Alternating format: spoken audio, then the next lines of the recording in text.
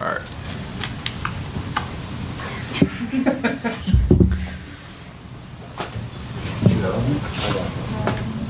All right. Go ahead. I'm waiting for the mic, that's all. Yeah.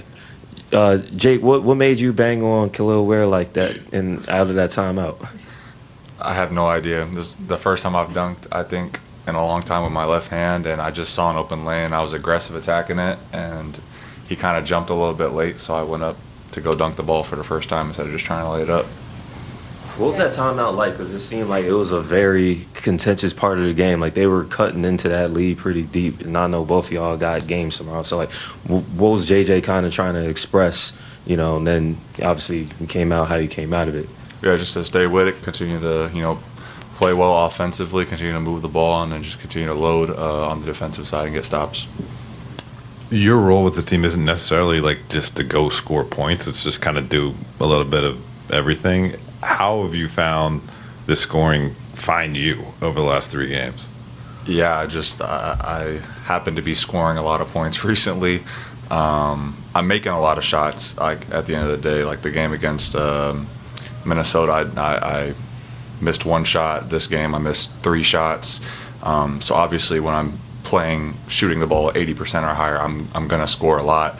But again, like I've preached this every time I've talked to the media, where it's very easy to play with Luka and AR. A lot of my buckets are running past the defense in transition, just running harder than the other team, and just kind of getting those dunks or those layups, and then just shooting the catch and shoot threes when I get them. One of the things JJ and Austin said was, in describing you, is that like how to play basketball. I'm sure you've heard this at times in your career. Is the dunk law talking about like an example of that, in the sense that you had that sort of 50-50 layup dunk in Sacramento and you laid it up? Never again. That won't happen again.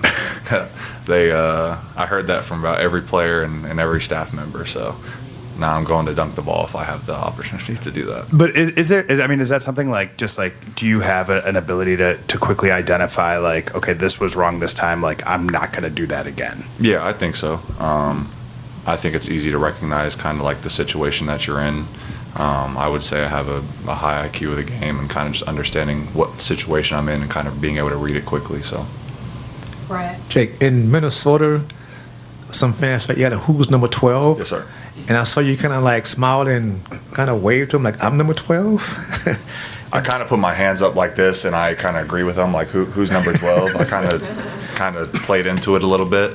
I find that kind of stuff funny because I am not well known at this moment, so I'm just head down, working hard. That's all I do. So. But now Laker fans find it as a joke too. We hear fans goes, "Hey, I heard about 3 times. Who's number 12?" Heard about 3 times. I mean, and what do you think about that? The idea that now people are starting to realize who you are as a player. Yeah, I think it's good. Shout out Anthony Edwards for allowing that clip to go viral. Yeah, I think it's good. I think it's funny. Last question, Kobe.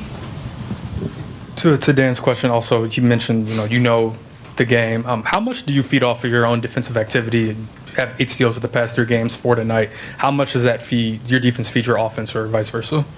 Yeah, the game is a lot easier. I feel like when you're allowing the defensive side of the ball to kind of lead into the offensive side, it just allows you to get going and kind of feel more energized yourself, and also getting the team going and allowing the team to get buckets as well. I had 4 steals tonight. I played the passing lanes a couple times. Yeah. Good.